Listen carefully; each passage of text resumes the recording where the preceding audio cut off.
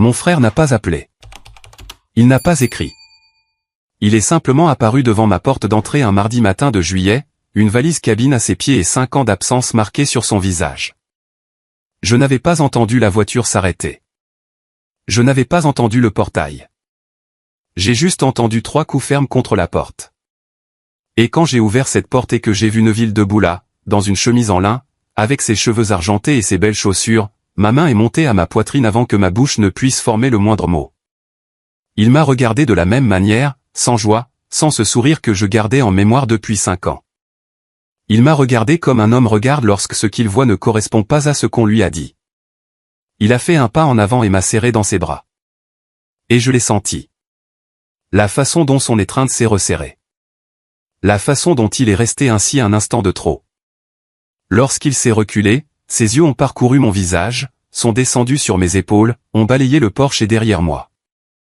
La rambarde à la peinture écaillée, le climatiseur de fenêtre qui vibrait sous la chaleur de juillet, les rideaux si fins que la lumière du matin passait à travers. Il n'avait pas encore dit un mot. Il n'avait pas besoin de le faire. Je m'appelle Martha Stewart. Je vis dans cette maison à Birmingham, dans l'Alabama, depuis 31 ans. J'y ai élevé mon fils. J'y ai enterré mon mari. Et ces 3 dernières années, j'y ai survécu grâce à la gentillesse de mon église, au fonds de bienfaisance, à la banque alimentaire, et au diacre qui m'apportait des courses sans jamais me faire me sentir inférieur d'accepter leur aide. Neville est entré. Il s'est assis sur mon canapé et a regardé lentement autour de lui, sans impolitesse, comme un homme qui fait des calculs dans sa tête. Puis il m'a regardé. « Martha » a-t-il dit d'une voix calme. « Tu n'as pas l'air de quelqu'un qui reçoit 20 000 $ par mois. Pourquoi ?» La pièce est devenue très silencieuse. J'avais repris ses paroles. J'analysais chaque mot, mais mon esprit ne parvenait pas à leur trouver une place. 20 000 $ chaque mois. J'ai regardé le visage de mon frère et j'ai vu qu'il n'était pas confus. Il ne se trompait pas. Il avait envoyé de l'argent réel, une somme conséquente, et il croyait que cela m'était parvenu. Je lui ai dit la vérité. C'était l'église qui me maintenait en vie. Le fonds de bienfaisance avait payé mes factures d'électricité 2 fois l'hiver dernier. Sœur Pauline, de la chorale, m'apportait un sac de courses un vendredi sur 2.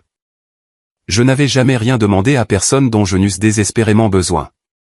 Neville n'a pas haussé la voix. Il n'a pas fait de geste théâtral. Il a simplement glissé la main dans la poche de sa chemise et en a sorti son téléphone. Sa mâchoire était serrée, de cette façon dont je me souvenais de notre enfance, cette immobilité particulière qui signifiait que quelque chose en lui s'était brisé et ne reviendrait pas en arrière. Il a composé un numéro. Il a porté le téléphone à son oreille. Ça a sonné 2 fois, puis une 3e. Puis la voix de mon fils est parvenue, fluide et posée, chaleureuse, la voix d'un homme qui n'a rien à cacher. « Oncle Neville, quelle surprise. Tout va bien ?» Les yeux de Neville ne lâchaient pas mon visage. « Terrell, a-t-il dit, où est l'argent de ta mère ?» Le silence qui a suivi a duré exactement 1 seconde. Puis Terrell a répondu, « Oncle Neville, je peux tout expliquer.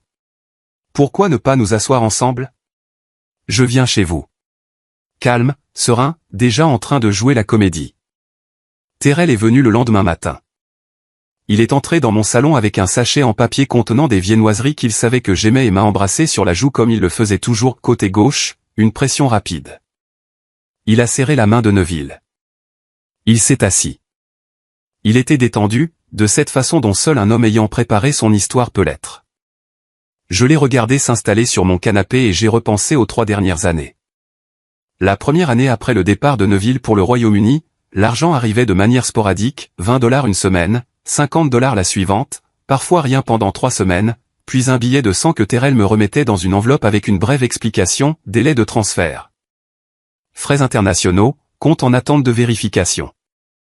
Je n'y comprenais rien et Terrell le savait très bien. Il ne proposait jamais de m'expliquer plus que ce que je demandais, et j'avais fini par ne plus poser de questions car chaque interrogation sonnait comme de l'ingratitude envers un fils qui, au moins, se montrait présent. Il m'avait dit très tôt, au cours des premiers mois, que Neville avait changé, que le succès transforme les gens, et que je ne devais pas m'attendre à retrouver le même frère que je connaissais car le Royaume-Uni lui avait donné une autre vie et d'autres priorités. Il le disait doucement, sur le ton que l'on prend pour annoncer une mauvaise nouvelle concernant quelqu'un que l'on respecte.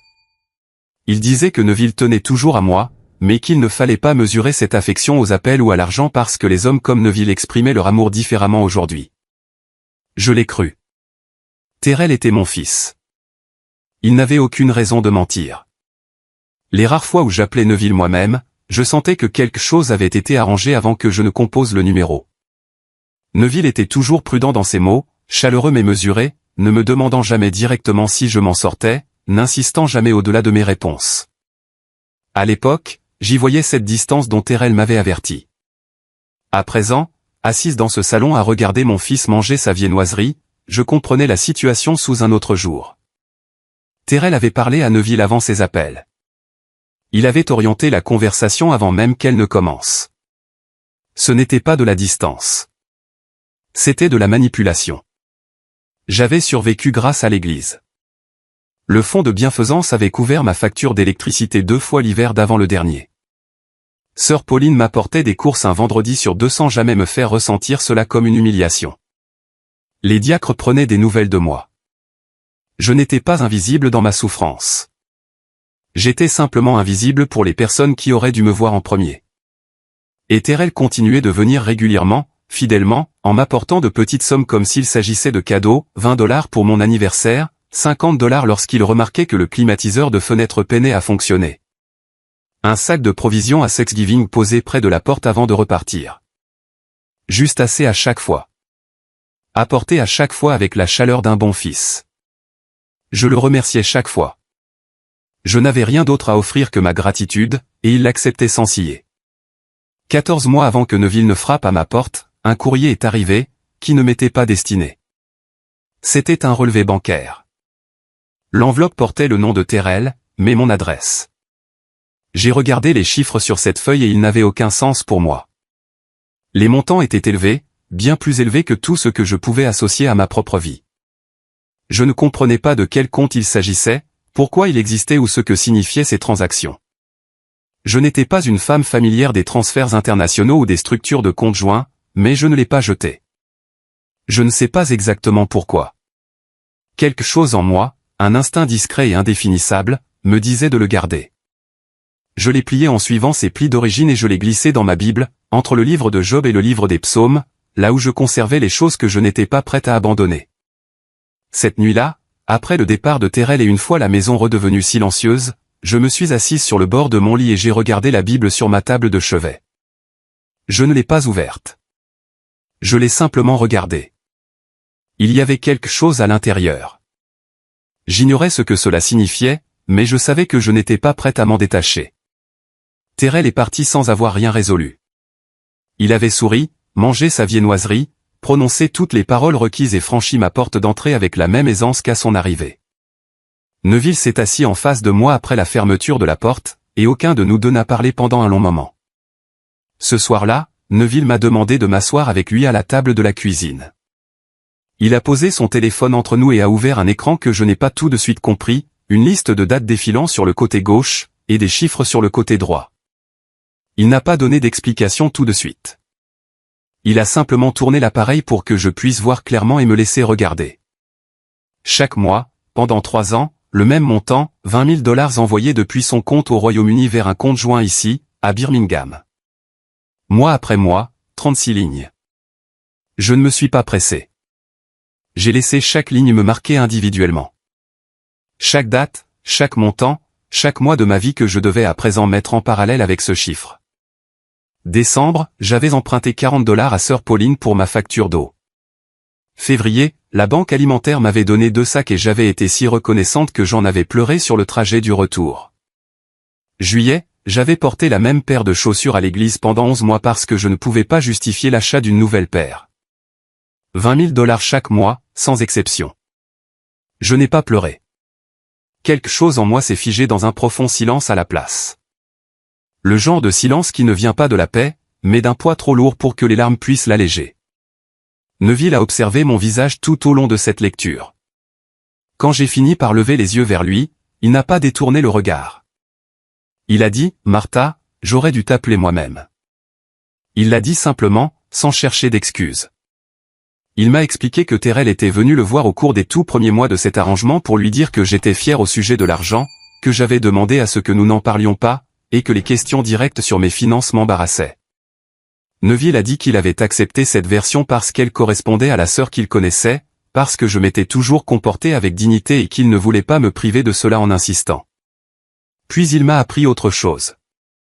Tous les quelques mois, Terrell lui envoyait des captures d'écran de compte et des récapitulatifs, des soldes, des historiques de transactions, des notes expliquant ce qui avait été payé et ce qui avait été mis de côté. Neville a dit qu'il n'avait jamais rien vu qui laisse supposer un problème. Tout semblait ordonné, justifié, raisonnable. Il avait accepté ces rapports parce qu'ils correspondaient à l'histoire que Terrell lui racontait déjà sur moi. Il a avoué qu'il était plus facile de faire confiance à cette organisation que de la remettre en question. Il l'a dit à voix haute à son propre sujet, sans sourciller. J'ai regardé mon frère, cet homme qui avait construit sa vie à l'autre bout d'un océan, qui avait envoyé de l'argent fidèlement chaque mois pendant 3 ans, et j'ai compris qu'il avait été trompé de manière aussi délibérée que moi. Terrell avait bouclé la boucle par les deux bouts. Il contrôlait ce que Neville croyait de moi, et il contrôlait ce que je croyais de Neville. Et dans l'intervalle entre ces deux vérités fabriquées, et s'était construit une vie. J'ai posé une seule question à Neville, où est passé cet argent? Il m'a répondu que c'était sur un compte joint. Il l'avait ouvert avant de partir. Il voulait une structure côté américain pour que les transferts s'effectuent de manière fiable. Terrell s'était proposé pour le gérer. Cela semblait pratique à l'époque. Martha n'avait pas de smartphone, ne faisait pas de transactions bancaires en ligne, et Terrell était sur place et disponible. Je lui ai demandé, quel compte joint? L'expression de Neville a changé. Quelque chose s'est animé dans ses yeux, qui n'était pas tout à fait de la culpabilité et pas tout à fait du chagrin, mais qui se situait à la frontière des deux. Le compte est à nos deux noms, a-t-il dit, mais Terrell était le seul à y avoir accès. Je n'avais jamais vu de relevé, jamais reçu de carte, on ne m'avait jamais communiqué le numéro de compte. Mon nom figurait sur quelque chose depuis 3 ans sans que j'en soupçonne l'existence. J'ai posé ma main bien à plat sur la table de la cuisine. Sans théâtralité, sans colère, juste un geste plat et déterminé, les 2 pieds ancrés au sol. Je n'étais pas encore prête à parler, mais j'en avais fini de rester passive. Nous nous sommes rendus chez Terrell le lendemain matin. J'étais allé dans cette maison de nombreuses fois. Des dîners dominicaux, des fêtes, parfois le samedi quand Landra appelait pour dire « Venez manger avec nous, on a préparé trop de nourriture ». J'en étais toujours repartie reconnaissante, rassasiée, aimée même. J'étais à présent assise dans la voiture de location de Neville, observant la façade de cette maison à travers le pare-brise de la construction récente, les lignes épurées, les 2 voitures garées dans l'allée comme une affirmation de réussite. Et j'ai pensé à chaque repas que j'avais pris à cette table. J'avais remercié Landra pour sa cuisine. J'avais fait des compliments sur ses rideaux. Je m'étais assise dans des pièces que mon argent avait financées en qualifiant cela d'hospitalité. J'ai classé cette pensée là où je pourrais la retrouver plus tard, et je suis descendu de voiture. Terrell a ouvert la porte avant même que nous n'ayons frappé. Il nous guettait. Son visage exprimait de la blessure, pas de la culpabilité. La blessure, cette expression particulière de l'homme qui s'est préparé à être incompris et qui arrive en avance pour s'endraper. Il a reculé et nous a laissé entrer. La maison était propre et silencieuse. Landra n'était pas là. Nous nous sommes assis dans le salon. Neville n'a pas perdu de temps. Et a posé directement la question sur le compte, l'argent, les 3 ans de transfert et l'endroit où tout cela était passé. Terrell a hoché lentement la tête, de la façon dont un homme hoche la tête lorsqu'il attend une question à laquelle il sait déjà comment répondre. Il a dit que ce compte avait été ouvert pour ma protection. Il a affirmé que la gestion des transferts internationaux exigeait une personne ayant un accès et une disponibilité constante, et qu'il avait pris cette responsabilité au sérieux. Il a évoqué des dépenses, des factures d'électricité qu'il aurait réglées discrètement pour moi, un reste à charge médicale d'il y a 2 ans, des réparations sur mon toit après une tempête. Il s'est levé, est allé dans la cuisine et en est revenu avec un classeur. Il était épais, organisé, muni d'intercalaires. Il l'a posé sur la table basse et l'a ouvert face à Neville. Des reçus, des impressions, des dates et des montants saisis proprement. Il a passé en revue les feuillets calmement, page par page. Sa voix ne s'est jamais élevée, ses mains n'ont jamais tremblé. Il ne se défendait pas, il présentait des pièces à conviction. Il y a une différence, et Terrell la comprenait parfaitement. Neville a contesté 2 chiffres. Terrell a eu une réponse pour chacun d'eux. Neville a légèrement haussé la voix sur le 3e.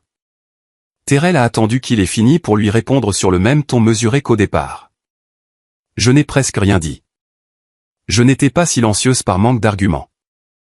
J'étais silencieuse parce que j'écoutais les non-dits entre ses réponses, les détails qu'il expliquait avant qu'on ne le lui demande, les reçus produits pour des dépenses que je ne me souvenais pas avoir autorisées, la manière dont il évoquait mon bien-être avec une chaleur artificielle. Un homme qui dit la vérité n'a pas besoin d'un classeur avec des intercalaires. Lorsque nous nous sommes levés pour partir, Neville était tendu par la frustration, cette frustration spécifique d'un homme qui sait que quelque chose cloche mais ne parvient pas encore à situer précisément où se trouve le mensonge. Je lui ai touché le bras alors que nous marchions vers la voiture. Je n'étais pas frustré.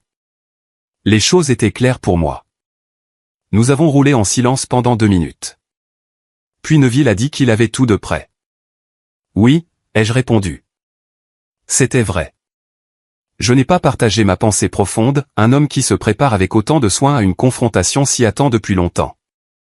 Ce classeur n'avait pas été assemblé la veille. Quelque part entre ces reçus répertoriés et cette voix posée se dessinait une histoire construite spécifiquement pour cet instant précis. Alors que Neville tournait au bout de la rue, j'ai senti que Terrell observait notre voiture depuis sa fenêtre avant. Je ne me suis pas retourné. J'avais déjà vu tout ce que j'étais venu voir. 3 jours après notre visite chez Terrell, le secrétariat de mon médecin a appelé pour confirmer un rendez-vous. La réceptionniste, une jeune femme à qui j'avais parlé une 12aine de fois sans incident, m'a relu les détails du rendez-vous à 2 reprises. Puis elle m'a demandé, avec une lenteur prudente, si quelqu'un pouvait m'accompagner en voiture. Je lui ai répondu que je me rendais seul à tous mes rendez-vous. Elle a dit que bien sûr, elle voulait simplement s'assurer que j'étais épaulé. Sa voix avait cette douceur condescendante que les gens emploient face à une personne qu'on leur a dit de traiter avec précaution. Je l'ai remercié et j'ai raccroché. Je suis resté pensive un instant après cet appel. Puis je l'ai laissé de côté et l'ai classé. 2 jours plus tard, j'étais sur mon porche quand ma voisine Cécile est passée. Nous nous connaissions depuis 20 ans. Ce n'était pas le genre de femme à peser ses mots. Elle était directe, franche, le genre de voisine à vous signaler que l'ampoule de votre Porsche était grillée sans qu'on lui demande quoi que ce soit. Cet après-midi-là, elle s'est assise sur la chaise à côté de moi et a tourné autour de tous les sujets. Elle m'a demandé comment je me sentais, d'un ton qui indiquait qu'on lui avait déjà décrit mon état. Elle marquait des pauses avant de terminer ses phrases. Elle scrutait mon visage comme on scrute le visage de quelqu'un chez qui l'on cherche un indice précis. Je l'ai remarqué. Je n'ai pas montré que je l'avais remarqué. Puis, le dimanche après l'office, le diacre Harris m'a intercepté près de la porte latérale. Il s'est montré chaleureux, comme toujours. Mais il m'a prise gentiment à part pour me dire que Terrell était passé chez lui plus tôt cette semaine-là, affirmant que la famille s'inquiétait.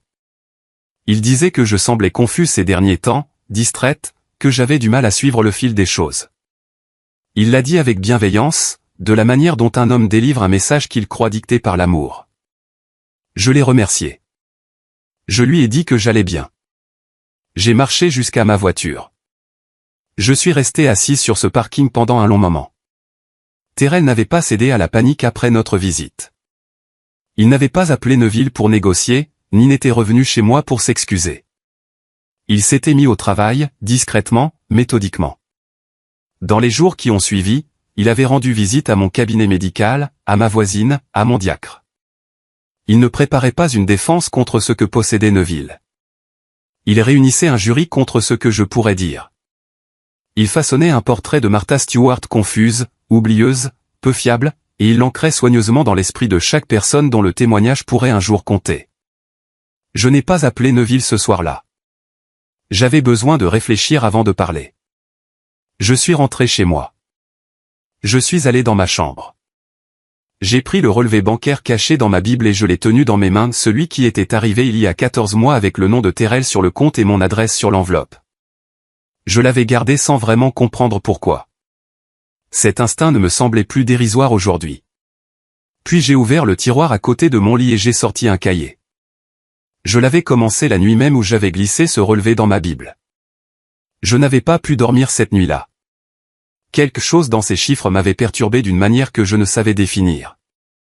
Et j'avais attrapé ce cahier que j'utilisais pour prendre des notes à l'église et j'avais commencé à écrire.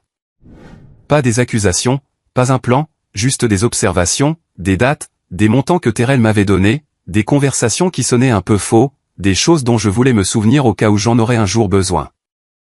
14 mois de notes, toutes de mon écriture. Toutes datées. Terrell n'avait jamais fouillé ma maison.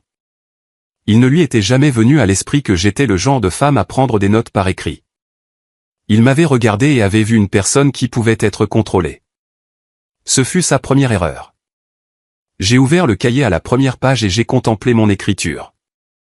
Daté d'il y a 14 mois, la nuit où tout cela a commencé à mon insu. Neville a trouvé un avocat avant la fin de la semaine. Son cabinet se trouvait au 3e étage d'un immeuble sur la 2nd avenue North. Calme, professionnel, le genre d'espace qui vous pousse à baisser d'un ton sans qu'on vous le demande. Nous nous sommes assis en face de son bureau un jeudi matin, et Neville a tout exposé, les registres de transfert, la structure du compte joint, les 3 années, les 20 000 $ mensuels, et sa sœur qui n'avait rien reçu. L'avocat a écouté sans l'interrompre. Quand Neville a eu fini, il est resté silencieux un instant, puis il a déclaré que le dossier était solide. Les virements télégraphiques étaient documentés. La structure du compte était traçable. Selon la législation de l'Alabama, section 38-9 F4, le détournement délibéré de fonds appartenant à une personne âgée entraînait des sanctions civiles et pénales. Une action civile pour détournement de fonds constituait la démarche immédiate la plus forte. L'historique des transactions que Neville possédait déjà en formait la base. J'étais assise là à écouter, comprenant suffisamment pour suivre sans avoir besoin qu'on m'explique chaque terme. Puis l'avocat a marqué une pause et a évoqué une complication. Si les fonds détournés avaient été utilisés comme capital dans un projet commercial impliquant un investisseur tiers, la récupération devenait nettement plus complexe. Retirer l'argent de Martha d'une entreprise en activité sans porter préjudice à un tiers de bonne foi exigeait une stratégie juridique minutieuse. Cela ne pouvait pas se faire dans l'urgence. Il fallait agir correctement. Neville a demandé qui était cet investisseur. L'avocat a tourné un feuillet.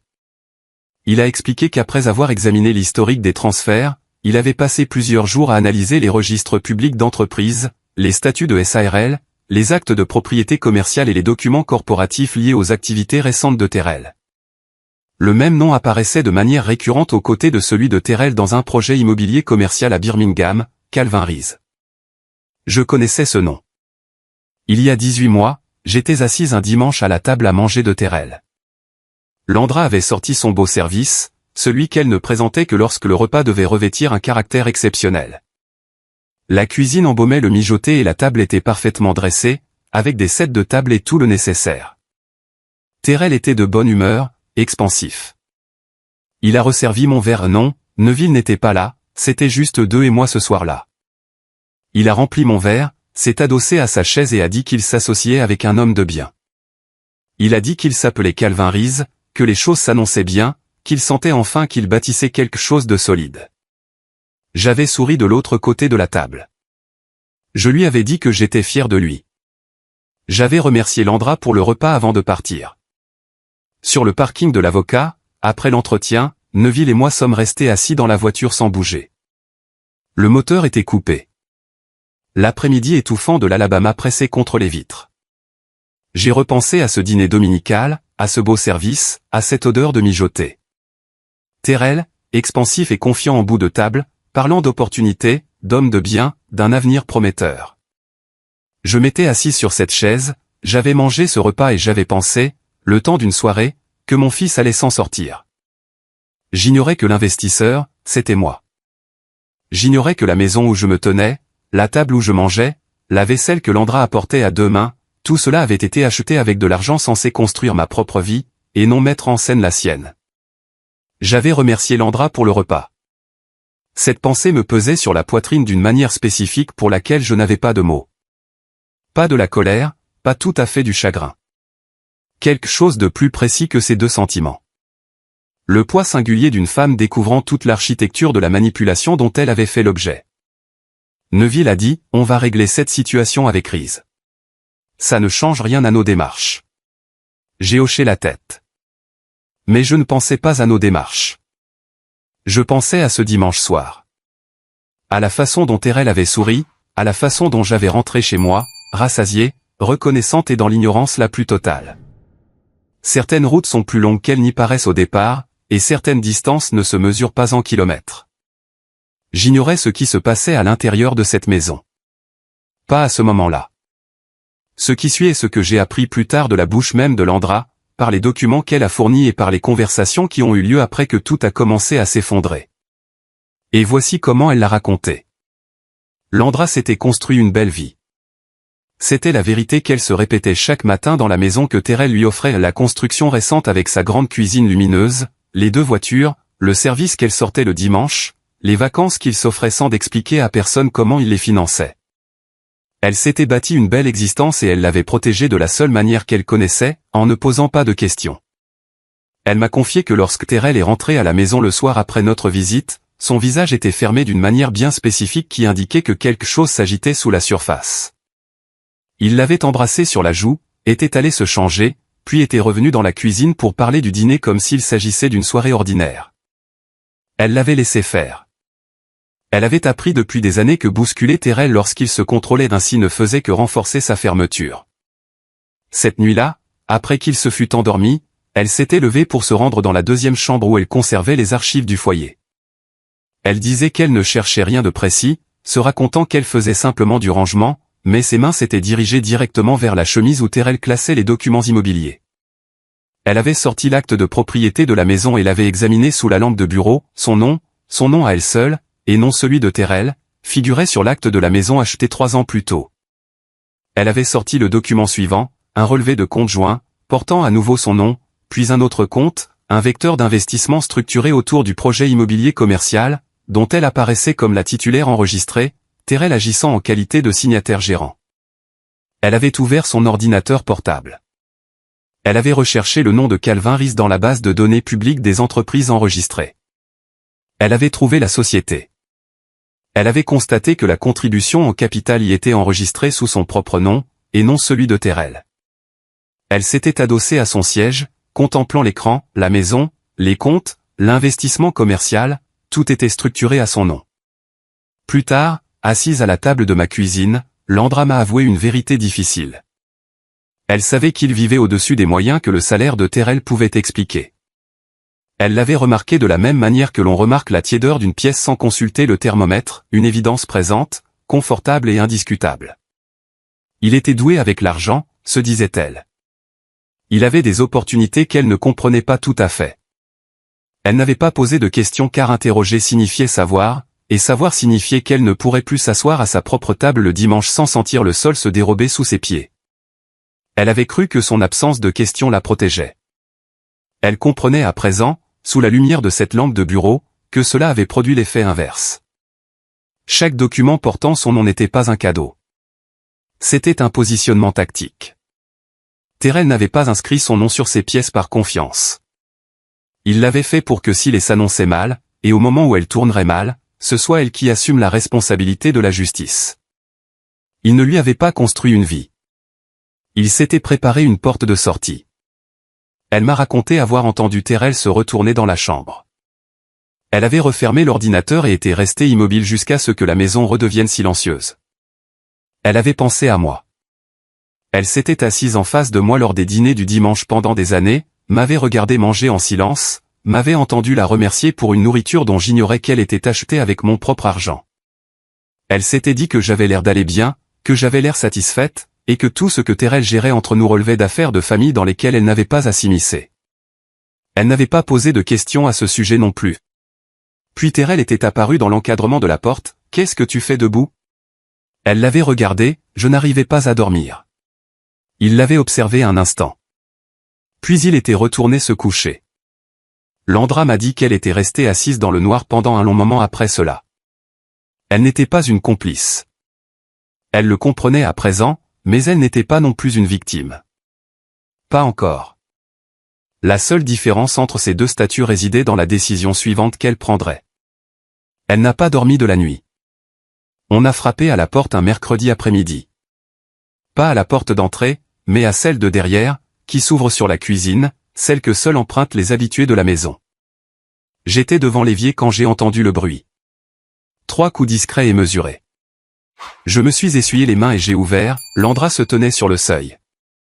Pas de Thérèle, pas de bijoux, aucun signe de la maison, des voitures ou de la vie qu'elle menait.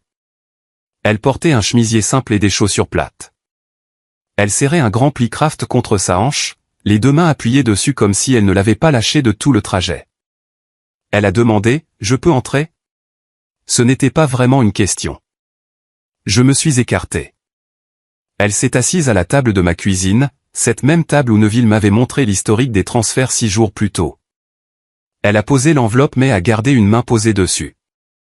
Elle n'a pas regardé autour de la cuisine comme le fait une personne qui se sent coupable. Elle m'a regardé droit dans les yeux, sans nous faire perdre de temps. Elle m'a dit ce que contenait l'enveloppe, des relevés de compte remontant à 30 mois, des confirmations de virement montrant l'argent se déplacer du compte joint vers 2 comptes distincts, tous 2 ouverts à son nom. Et un document qu'elle a décrit avec précision, un accord de gestion financière que Thérèle lui avait présenté il y a 2 ans et demi, lui affirmant qu'il s'agissait de formalités administratives standards pour organiser les finances du foyer, et qu'il l'avait regardé signer sans lire. Cet accord avait servi à restructurer les actifs de la maison, les comptes, les positions d'investissement à son nom, tandis que Thérèle conservait le pouvoir de gestion sur l'ensemble. Elle m'a dit, j'ai signé des papiers sans les lire. Je ne vais pas prétendre le contraire. J'ai regardé ses mains posées sur cette enveloppe. Elle a dit qu'elle voulait parler à l'avocat. Elle a expliqué qu'elle avait besoin d'être enregistrée comme partie coopérante avant que la procédure judiciaire ne soit trop avancée pour que la coopération ne soit plus une lointaine option. Elle a précisé qu'elle ne venait pas vers moi par remords. Elle l'a dit franchement, sans s'excuser. Puis elle a ajouté, « Mais je ne peux pas non plus rester assise dans cette maison en sachant ce que je sais sans rien faire. » Je comprenais que ces 2 vérités coexistaient. La survie et la conscience ne sont pas toujours opposées. Parfois, elles se présentent ensemble à la même porte, et il n'est pas nécessaire de déterminer laquelle a frappé en premier. J'ai dit, « Je sais pourquoi tu es là. » Elle m'a regardé. Je me suis levé pour mettre la bouilloire à chauffer. J'ai préparé 2 tasses de café. J'en ai posé une devant elle, je me suis rassise et je lui ai posé une seule question, restait-il dans cette maison des documents qu'elle n'avait pas apportés? Elle a répondu qu'il y en avait un qu'elle avait pris en photo avec son téléphone avant de retirer l'original. Elle a précisé qu'elle l'avait fait la nuit où elle avait tout découvert, avant même de décider de venir me voir, avant de savoir exactement ce qu'elle ferait, simplement par instinct. Elle a ajouté que Thérèle ignorait qu'elle l'avait fait. J'ai hoché la tête en serrant ma tasse à 2 mains. Nous ne sommes pas devenus amis autour de cette table. Il y avait trop de non-dits entre nous pour cela. 3 ans de dîners dominicaux, 3 ans de vaisselle fine sortant d'une cuisine payée par mon argent, 3 ans de remerciements de ma part que je ne pourrais reprendre. Rien de tout cela ne s'est effacé autour d'un café. But 2 femmes détenant chacune ce dont l'autre a besoin peuvent devenir des alliés aux yeux de la loi. Et c'est ce que nous sommes devenus. À son départ, je me suis tenu à la fenêtre de la cuisine pour regarder sa voiture faire marche arrière dans mon allée. Puis je me suis retourné et j'ai ramassé l'enveloppe. Neville m'a appelé un vendredi matin pour me dire que Thérèle l'avait contacté la veille au soir. J'ai écouté tout son récit sans l'interrompre. Thérèle n'avait pas appelé pour négocier. Il n'avait pas appelé pour s'excuser, s'expliquer ou proposer un arrangement. Il avait appelé pour mettre en garde, dissimulant ses menaces sous les dehors de la sollicitude, comme le fait un homme qui veut menacer sans laisser d'empreinte. Il avait dit à Neville qu'une action en justice détruirait la famille, que l'affaire deviendrait publique, et que l'exposition publique signifierait que le nom de Martha y serait mêlé, exposant sa situation personnelle et l'humiliant devant les gens qui la respectaient. Il avait ajouté que Calvin Rees était un homme d'affaires très estimé à Birmingham et que l'impliquer dans un différend juridique créerait des ennemis tenaces qui ne s'en iraient pas après la signature d'un accord. Il avait prononcé tout cela, m'a dit Neville, d'une voix calme et posée. J'ai réfléchi à cela un instant. L'homme qui s'était présenté à sa porte avec un classeur étiqueté et des reçus classés par date était un homme confiant. Les gens confiants ne passent pas ce genre d'appel. Les gens confiants laissent leurs documents parler pour eux. Cet appel révélait tout autre chose. C'était l'acte d'un homme qui, contemplant l'édifice qu'il avait construit, y avait découvert une fissure impossible à localiser et qui exerçait une pression de l'extérieur parce qu'il ne contrôlait plus la situation de l'intérieur. Le classeur était une mise en scène. Cet appel était l'expression de sa peur. J'ai dit à Neville que je comprenais et que je le rappellerai plus tard. Puis je suis allé m'installer dans mon salon pour attendre. Terrell est arrivé chez moi 2 heures plus tard. Il n'a pas téléphoné au préalable. Il a frappé et, quand j'ai ouvert, son visage était déjà composé, son expression était douce, son attitude inoffensive et sa voix, lorsqu'il a pris la parole, était basse et feutrée. Il est entré, s'est assis en face de moi et a parlé longuement. Il a parlé de la famille, de ce que ce genre de conflit fait subir aux personnes qui s'aiment, de son nom dans cette ville, et du tort que des accusations causent à une réputation même lorsqu'elles finissent par être réfutées. Il a parlé de notre relation, c'était son terme, comme si 3 années de pauvreté imposée n'avaient été qu'un malentendu entre 2 égaux. Il a dit qu'il souhaitait que nous nous asseyions tous ensemble pour régler cela en privé, sans que des avocats ne transforment une affaire de famille en dossier juridique. Il a mené son discours avec habileté, assez de tendresse pour paraître filial, assez de pression pour sonner comme une menace, sans jamais basculer tout à fait d'un côté ou de l'autre. J'ai écouté chaque mot. Je ne lui ai pas montré l'enveloppe que Landra avait laissée sur ma table. Je n'ai pas prononcé son nom. Je ne lui ai pas parlé de l'avocat, des pièces ou de tout ce qui s'était passé depuis le jour où nous étions assis dans son salon devant son dossier. J'ai reçu chacun de ces mots avec l'immobilité d'une femme qui n'avait rien à cacher et nulle part où aller. Lorsqu'il a eu fini, je lui ai demandé s'il voulait un verre d'eau. Il m'a regardé un instant, quelque chose s'animant derrière ses yeux, une brève incertitude, la première que je percevais chez lui depuis le début. Il a dit non. Il s'est levé. Il a dit qu'il espérait que je réfléchirais à ses paroles. Je lui ai dit que je le ferais. Je l'ai raccompagné à la porte.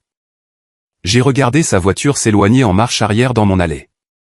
J'ai fermé la porte et je suis resté dans mon couloir le temps exact de m'assurer qu'il était bien parti. Puis j'ai pris mon téléphone et j'ai appelé Neville. Je lui ai raconté tout ce que Terrell avait dit, chaque mot, chaque hésitation, chaque instant où la tendresse et la menace s'échangeaient les rôles. Je n'ai rien omis, car un homme qui vient chez sa propre mère pour acheter son silence a déjà révélé tout ce qu'il y avait à savoir. Nous sommes retournés chez l'avocat 2 jours après la visite de Terrell. J'ai apporté 2 choses dans son bureau, le relevé bancaire de ma Bible, celui qui était arrivé par erreur 14 mois plus tôt, et le cahier du tiroir de ma table de chevet. Je les ai posés tous les 2 sur son bureau sans donner d'explication et je les laissé regarder. Il a d'abord pris le relevé bancaire. Il a examiné le nom du titulaire, l'adresse, les montants des transactions. Il l'a mis de côté et a ouvert le cahier. Il ne s'est pas contenté de le feuilleter. Il l'a lu comme un homme qui en saisit la valeur lentement, depuis le début, tournant chaque page avec le même soin méticuleux. Neville, assis à mes côtés, ne disait rien. J'observais le visage de l'avocat parcourir mes écrits, et j'ai ressenti une chose à laquelle je ne m'attendais pas dans ce bureau. Pas de la fierté, ni du soulagement, mais quelque chose de plus calme, le sentiment d'être cru avant même d'avoir fini de parler. Le cahier débutait 14 mois avant que Neville ne frappe à ma porte. Chaque note était de ma main. Chaque note était datée. Les premières pages consignaient des faits dérisoires, la date à laquelle Terrell m'avait apporté $20, montant que j'avais noté parce que je voulais suivre ce qui entrait et sortait. Puis les dates de mes appels à Neville et la façon dont ces échanges semblaient dirigés, superficiels, minutieusement contrôlés. Puis le jour où j'avais surpris Terrell au téléphone dans mon couloir. J'avais noté les bribes captées sans comprendre à quoi elles se rapportaient, un chiffre, un nom inconnu à l'époque, et ces mots, pas encore. Attends 1 mois de plus. Puis la date où j'avais aperçu la voiture de Terrell garée devant un immeuble sur Lakeshore Parkway. J'étais dans le bus qui me ramenait d'un rendez-vous médical. J'avais regardé par la vitre et j'avais reconnu sa voiture à l'impact sur l'aile arrière. J'avais consigné l'adresse en rentrant chez moi parce que cela me semblait être un fait à mémoriser. J'ignorais alors que cette adresse correspondait à l'immeuble de bureau de Calvin Reese. L'avocat a tourné cette page et s'est arrêté.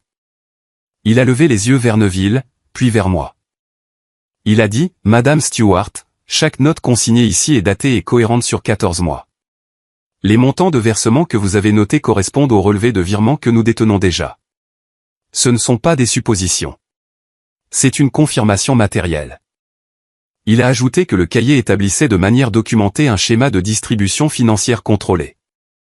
De petites sommes distribuées comme des aumônes pour s'assurer de ma docilité, ce qui correspondait précisément à la définition légale de l'abus de faiblesse selon la section 38-9F4 du Code de l'Alabama.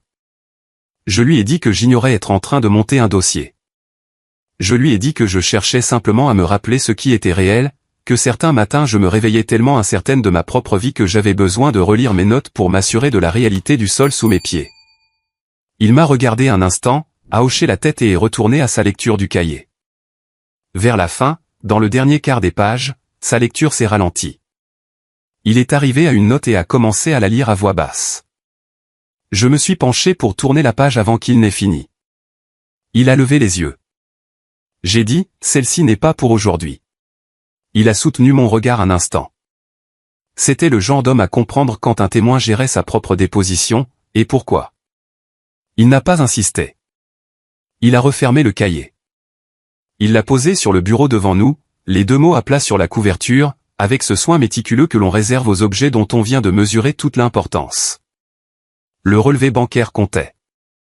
Les ordres de virement comptaient. L'enveloppe de l'Andra comptait. Le cahier ne remplaçait aucun de ces éléments, il les reliait entre eux. Il montrait à quoi ressemblaient ces transactions écrites depuis l'intérieur de la vie qui les avait subies. Et pour la première fois depuis que Neuville avait frappé à ma porte, je voyais quelqu'un appréhender la situation dans sa globalité. Je n'étais pas présente lors de leur entretien avec Calvin Riis. L'avocat avait estimé que ma présence compliquerait cette première discussion, que Calvin avait besoin d'espace pour assimiler les informations sans se sentir pris en étau entre deux parties avant d'avoir choisi sa position. Je comprenais cette logique. Je suis resté chez moi à attendre. Neuville m'a appelé 2 heures après leur entrée en réunion. Il n'a pas commencé par un résumé. Il a dit, Calvin Riis possède ses propres relevés, Martha.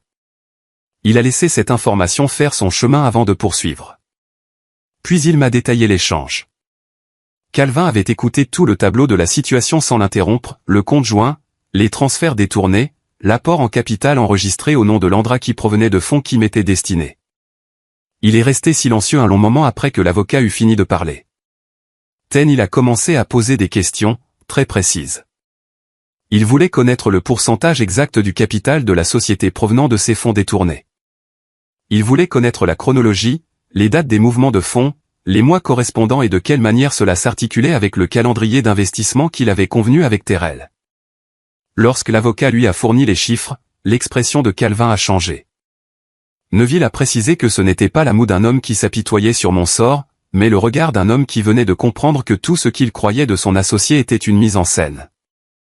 Que les bases sur lesquelles il avait fondé leur relation professionnelle ne reposaient pas sur l'intégrité, mais sur un jeu d'acteurs financé par l'argent d'un autre.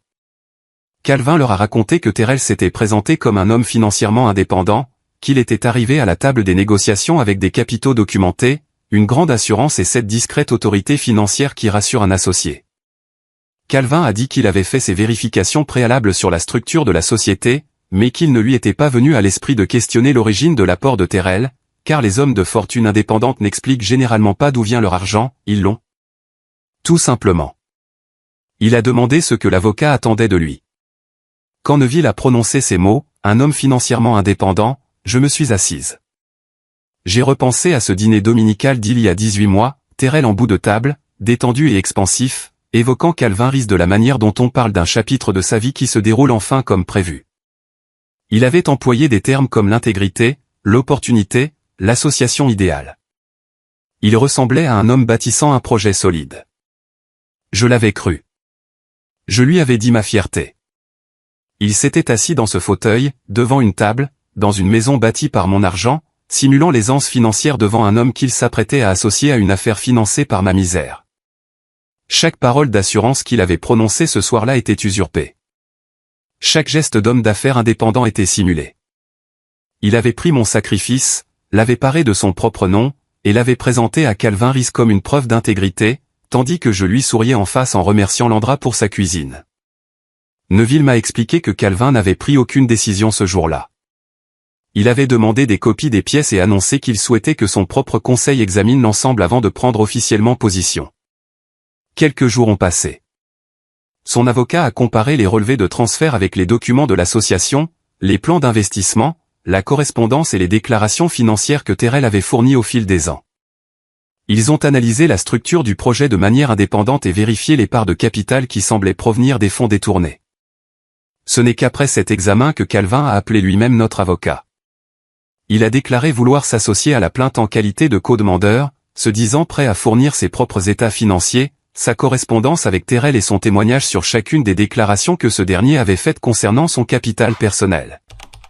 Il ne le faisait pas pour moi. Il le faisait parce qu'un homme l'avait regardé dans les yeux, avait échafaudé un mensonge et l'avait baptisé partenariat. Mais le résultat était identique. Neville m'a dit que Calvin lui avait serré la main avant leur départ, non pas une poignée de main formelle, mais ce geste qui signifie qu'une décision a été prise et que les deux parties en comprennent la portée. Je suis resté assise dans ma cuisine, le téléphone serré contre ma poitrine, après que Neville a raccroché. Terrell avait prévu beaucoup de choses. Il n'avait pas prévu que l'homme devant lequel il jouait la comédie deviendrait celui qui l'aiderait à s'effondrer. L'avocat nous a appelés un lundi matin pour nous demander de passer à son cabinet. Sa voix au téléphone était posée, de cette façon bien spécifique qui indiquait qu'il avait sous les yeux une pièce qu'il devait nous montrer en personne. Neville est venu me chercher et nous n'avons pas beaucoup parlé sur le trajet. J'avais appris depuis lors que Neville se taisait lorsqu'il se préparait à affronter une situation. J'en faisais autant. Un document était posé sur le bureau de l'avocat lorsque nous nous sommes assis. Il l'a tourné vers nous et nous a laissé le lire avant de prendre la parole. C'était une procuration générale. Mon nom figurait en haut, ma signature en bas. J'ai reconnu ma signature immédiatement, cette manière particulière que j'avais de tracer le M de Martha, cette légère inclinaison vers la gauche que je n'avais jamais réussi à corriger. La signature était authentique. J'avais bien signé ce papier. Je me souvenais vaguement des circonstances, Terrell me l'avait présenté il y a 4 ans en affirmant que c'était pour les cas d'urgence, au cas où un imprévu surviendrait et qu'ils doivent gérer mes affaires sans attendre. Il disait que toutes les familles responsables en possédaient une. Je l'avais signé de la même manière que je signais tout ce que Terrell me présentait, parce que c'était mon fils, que j'avais confiance en lui et que le jargon juridique au milieu des pages n'était pas ma spécialité. Et ce jargon au milieu des pages était précisément devenu le problème. L'avocat l'a expliqué calmement. L'avocat de Terrell avait produit ce document comme preuve que j'avais autorisé les décisions financières contestées aujourd'hui. Mais après comparaison avec d'autres pièces et les descriptions de l'accord initial, plusieurs clauses apparaissaient sensiblement différentes de ce qui m'avait été présenté. L'acte que je me rappelais avoir signé avait une portée très limitée, il autorisait Terrell à gérer un unique compte domestique en cas d'incapacité de ma part. Ce qui se trouvait sur le bureau de l'avocat disait tout autre chose, les clauses de portée décrivaient une autorisation générale pour toutes les décisions financières sur l'ensemble de mes comptes, pour toute la durée de la période de gestion. Soit 3 ans chaque transaction se trouvant validée par Martha Stewart. Selon ce texte, Terrell l'avait présenté à son propre conseil comme la preuve que j'étais une participante engagée et consentante à chaque choix financier qu'il avait fait en mon nom. La mâchoire de Neville s'est contractée. Il a demandé combien de temps il faudrait pour déterminer exactement ce qui s'était passé. L'avocat a répondu que l'expertise de documents n'était pas un processus rapide. Il faudrait retrouver l'original signé, si possible. L'acte lui-même devrait être analysé. Toutes les copies antérieures, brouillons, numérisation ou dossiers connexes devraient être comparés. Des semaines, peut-être plus, selon la disponibilité de l'expert. Pendant ce temps, l'avocat de Terrell pouvait utiliser cette pièce pour jeter le doute sur la procédure civile. Pas assez pour l'emporter, mais suffisant pour ralentir l'ensemble, compliquer l'enregistrement et insinuer que Martha savait, avait consenti, et revenait à présent sur un accord volontaire. C'était là sa stratégie, non pas la victoire, mais le délai, l'épuisement, l'effritement progressif de notre volonté de poursuivre. Je suis resté assise à contempler ma propre signature sur ce papier. Il avait conservé ce document pendant 4 ans. Il l'avait gardé de côté, et lorsque tout le reste avait commencé à lui échapper, il l'avait sorti pour le tendre à son avocat, se servant de mon nom comme d'un bouclier. Que les termes aient été modifiés par la suite ou que le document ait été détourné d'une manière qui m'avait échappé, le résultat restait identique. Il avait pris la seule chose que je lui avais donnée librement à ma confiance pour en faire une arme destinée à me blesser. J'ai repensé à Landra, assise à la table de ma cuisine il y a 8 jours. Cette enveloppe Kraft, cet accord de gestion financière qu'elle m'avait décrit, la même catégorie de documents, le même procédé. Elle avait mentionné avoir pris en photo un papier avant de me rapporter les originaux. Elle l'avait dit doucement, presque en passant, de la façon dont on mentionne un acte fait d'instinct avant d'en comprendre la raison. Je n'ai rien dit de tout cela dans le bureau de l'avocat. J'ai simplement fixé mon nom sur ce papier. Martha Stewart utilisé contre Martha Stewart. Et j'ai senti un frisson me traverser la poitrine, qui n'était ni de la peur, ni du chagrin, ni rien de définissable. C'était plus dur que ces deux sentiments réunis, et cela ne ressemblait pas à une fin. L'avocat a appelé Landra le lendemain matin de notre rendez-vous. Je n'ai pas participé à cet échange non plus, mais Neville y était et il m'a tout répété ensuite, fidèlement, point par point, sans rien adoucir. Landra n'a pas hésité. Elle a dit qu'elle avait photographié le document original la nuit de sa découverte, avant même de décider de venir chez moi, avant de savoir ce qu'elle ferait de tout cela. Elle était assise à son secrétaire dans la cuisine, sous la lampe, et une voix intérieure lui avait dit de prendre cette photo avant de toucher à quoi que ce soit d'autre. Elle ignorait à ce moment-là que Terrell modifierait ce document. Elle ne l'avait pas photographié en prévision de sa manœuvre, elle l'avait fait parce qu'elle avait cessé de croire que tout allait bien. Elle a envoyé l'image à l'avocat dans l'heure qui a suivi. Les clauses initiales apparaissaient clairement sur la photo, limitée, précise, restreinte à un compte domestique unique en cas d'incapacité. Rien qui ressemble de près ou de loin à l'autorisation générale que décrivait la version de Terrell. L'avocat a comparé la photographie avec la pièce que l'avocat de Terrell avait produite. Il a examiné la formulation ligne par ligne et a confirmé que les clauses litigieuses étaient substantiellement différentes. La photo ne résolvait pas toutes les interrogations entourant le document à elle seule, mais elle démontrait que les clauses invoquées aujourd'hui ne figuraient pas sur la version antérieure photographiée par Landra. L'avocat a placé les deux versions côte à côte, et la différence ne souffrait aucune ambiguïté. Ce n'était pas une question d'interprétation. C'était une question de mots écrits avant et de mots écrits après. Le dernier argument de Terrell s'est effondré avant même d'être officiellement consigné. Son avocat a retiré la pièce de la procédure 2 jours plus tard, sans donner d'explication. La longue expertise à laquelle tout le monde se préparait a soudain perdu toute importance. Le délai que Terrell espérait créer a duré exactement le temps qu'il a fallu pour que la version antérieure du document ne refasse surface. La plainte civile a été déposée un mercredi. Martha Stewart et Calvin Reese s'associaient en qualité de co-demandeurs contre Terrell Stewart. Détournement de fonds, abus de faiblesse sur personnes âgées selon le Code de l'Alabama, section 38 à 9F4, et fausse déclaration frauduleuse à un associé commercial. 3 motifs de poursuite, étayés par 3 ans de preuves accumulées pour chacun.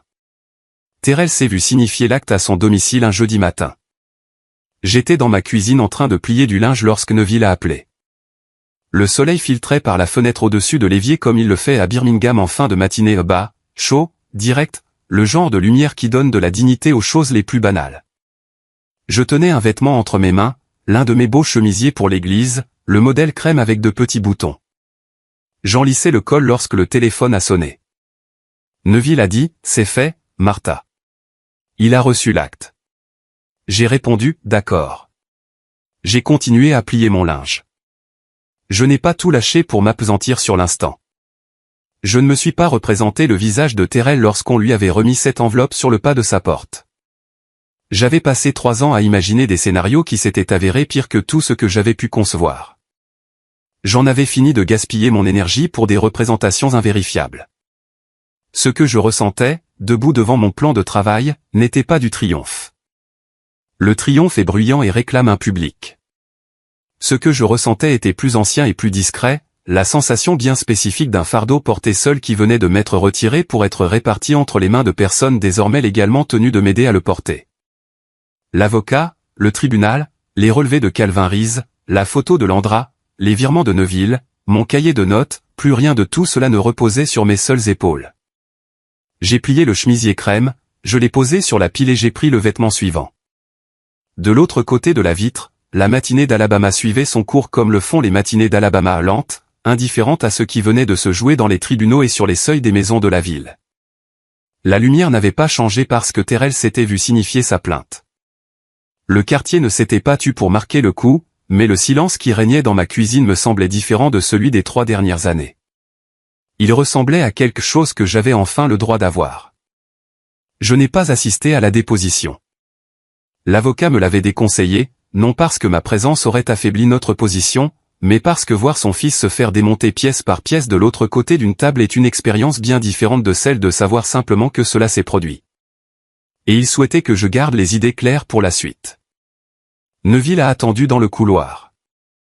Je suis resté chez moi, ma Bible ouverte sur la table de la cuisine, sans même faire semblant de la lire. Neville m'a appelé le soir même pour tout me raconter. Terrell était arrivé avec son avocat, un homme de Birmingham, méticuleux et expérimenté, le genre de conseil que l'on recrute lorsque l'on sait que le dossier adverse est lourd. Il s'était assis en face de notre avocat et son attitude restait maîtrisée, théâtrale même dans ces circonstances. Neville m'a dit l'avoir observé à travers le panneau vitré de la porte pendant les premières minutes, avant qu'on ne lui demande de s'installer dans la salle d'attente, et cette maîtrise était toujours visible, les épaules bien droites, cette manière étudiée de s'installer sur sa chaise. Cela n'a pas duré toute la matinée. Notre avocat a commencé par les relevés de virement, mois par mois, sur 36 mois. Il a demandé à Terrell de confirmer chaque montant, et Terrell s'y est plié. Des réponses brèves, son avocat intervenant de temps à autre par des objections qui ralentissaient le rythme sans dévier la trajectoire. Puis notre avocat est passé au relevé de comptes fournis par Landra, les entrées, les sorties, les dépenses somptuaires mises en parallèle avec les mois où l'argent s'était déplacé. Un remboursement d'emprunt pour une maison au nom de Landra daté de la semaine même d'un virement de $20 000 issu du compte joint. Le financement de 2 véhicules. Le capital d'investissement pour l'immobilier commercial versé en 3 fois sur une période de 4 mois. Les réponses de Terrell se sont faites plus courtes, puis plus courtes encore. Son avocat a contesté la formulation de 2 questions. Ces objections étaient techniquement valables et concrètement inutiles, les pièces fournissaient les réponses, que Terrell s'exprime ou non. C'est alors que l'avocat a ouvert le cahier. Il n'est pas allé à la première page. Il s'est rendu directement à la note que je n'avais pas voulu qu'il lise à haute voix lors de notre entretien, cette page que j'avais couverte de ma main en disant qu'elle n'était pas pour ce jour-là. Il l'a trouvée sans hésiter car il savait exactement où elle se situait depuis l'instant où j'avais tourné la page. Il a posé le cahier sur la table, face à Terrell. 4 mots de ma main, datés d'un jeudi précis, il y a 41 semaines, il semblait très satisfait. L'avocat a fait remarquer à Terrell que la date de cette note correspondait à la semaine où il avait appelé sa mère, appel que j'avais consigné dans mon cahier de notes. Et que cette même semaine, $43 000 avaient quitté le compte joint pour être versés dans la société immobilière commerciale en une seule transaction, le mouvement de fonds unique le plus important de toute la période de 3 ans. L'avocat n'a pas présenté le cahier comme une preuve de la destination de l'argent, les relevés bancaires s'en chargeaient déjà. Il l'a présenté sous un autre jour, une observation prise sur le vif, écrite bien avant l'existence de toute procédure, avant toute accusation, avant que Martha ne comprenne la signification de ces transferts. Elle avait simplement remarqué que la voix de son fils semblait anormalement réjouie et l'avait noté, car elle cherchait simplement à se souvenir de ce qui était réel. Terrell a fixé l'écriture de sa mère sur cette page. Il n'a pas répondu. Son avocat n'a pas formulé d'objection. Neville m'a raconté un autre détail, pour la première fois de la journée, Terrell a cessé de regarder l'avocat, a cessé de regarder les pièces, a cessé de regarder son propre conseil. Ses yeux restaient fixés sur le cahier. La pièce baignait dans l'immobilité particulière de l'homme qui se s'est acculé, au bout de son chemin. Ce n'était pas le calme de la maîtrise de soi, mais l'inertie de celui qui a cessé de calculer parce que ses calculs ne mènent plus nulle part. La déposition s'est poursuivie pendant 40 minutes supplémentaires. Terrell a répondu à certaines questions et a gardé le silence sur d'autres, mais l'énergie avait quitté son côté de la table. Neville a précisé que durant les 20 dernières minutes, le propre avocat de Terrell avait cessé toute objection. Il écrivait sur son bloc-notes, calmement, régulièrement, comme écrit un homme qui ne défend plus sa position et commence à évaluer le coût de la poursuite du combat. Quand ce fut fini, l'avocat a refermé le cahier et les mêmes mains, le même geste mesuré pour le poser sur la table, à ceci près qu'il portait à présent tout le poids du chemin parcouru pour arriver jusqu'ici. Un accord à l'amiable a été signé 8 mois après la déposition. Je vais vous en énoncer les termes tels que l'avocat me les a présentés simplement, sans fioriture, car c'est ainsi qu'il convient de nommer la justice lorsqu'elle s'applique enfin. Terrell a consenti à un échéancier de remboursement structuré couvrant l'intégralité des sommes détournées durant les 3 années, chaque dollar figurant sur les relevés de transfert. Le projet immobilier commercial a été restructuré, la part de capital provenant de mes fonds a été formellement séparée de l'investissement légitime de Calvin Rees et restituée par le biais d'une procédure sous contrôle judiciaire, protégeant la position de Calvin tout en démantelant celle de Terrell. Calvin Rees a récupéré son entreprise, débarrassé de l'associé qui l'avait trompé. J'ai récupéré ce qui m'avait été volé. La coopération de Landra a été formellement consignée. Sa responsabilité personnelle atténuée constituait la reconnaissance légale d'une distinction que la justice sait faire lorsque les preuves le justifient. Elle avait profité de la situation, elle s'était murée dans une ignorance volontaire, et elle avait également été celle qui s'était présentée à ma porte arrière avec une enveloppe Kraft pour dire la vérité sur ce qu'elle contenait. La loi a pris en compte ces trois réalités simultanément, parvenant à un montant qui reflétait sa contribution à l'enquête. Je n'ai pas contesté ce montant. La loi de l'Alabama sur l'abus de faiblesse envers les personnes âgées prévoit des sanctions pénales. L'avocat m'avait expliqué que les preuves pouvaient être transmises au service de police pour examen en vue de poursuites pénales. Il avait également précisé une chose, les dossiers criminels suivent leur propre calendrier, selon des critères et des priorités propres aux procureurs, et non aux victimes. La récupération civile ne dépendait pas de cela. J'ai choisi de ne pas faire du pénal mon objectif. Je tiens à préciser pourquoi, non pas par pardon envers Terrell, ni par désir de le prémunir des conséquences qu'il avait méritées.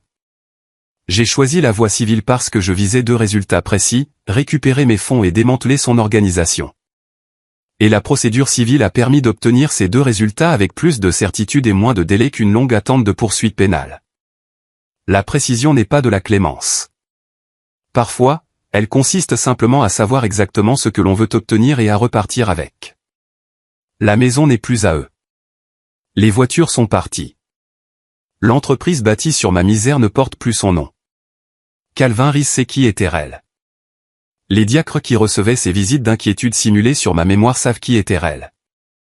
La communauté de mon église, qui m'a vu survivre grâce à la charité tandis que mon fils conduisait des véhicules de luxe entièrement payés, sait qui est Terrell. Il n'a plus de classeur à ouvrir.